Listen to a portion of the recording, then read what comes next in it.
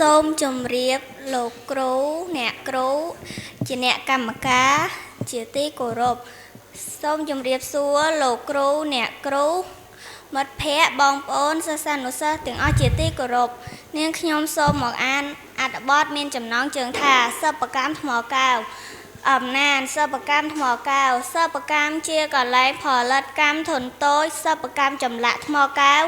នៅខេត្តពោធិ៍សាត់មានកេរ្តិ៍ឈ្មោះល្បីល្បាញតាំងពីយូរលង់មកហើយអ្នកទេសចរដែលបានទៅកំសាន្តនៅទីនោះតែងតែចាប់អារម្មណ៍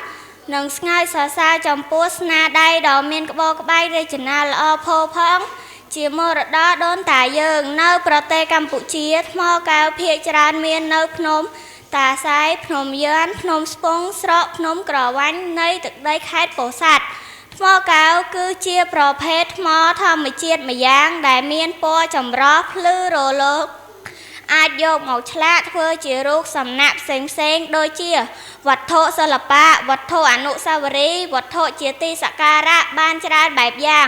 សម្រាប់តាំងលម្អនិងគោរពបូជាថ្មកែវជាធនធានធម្មជាតិមានសារៈសំខាន់ចំពោះប្រទេសកម្ពុជាយើងណាស់សិប្បកម្មថ្មកែវបានលើកស្ទួយកម្រិតជីវភាពប្រជាជនក្នុងស្រុកភ្នំក្រវាញ់នៃខេត្តពោធិ៍សាត់ឲ្យកាន់តែសម្បូរធូរធារសូមអរគុណចាសូមអរគុណច្រើនចំពោះបងអូនសុកស្រីពេជ្រចា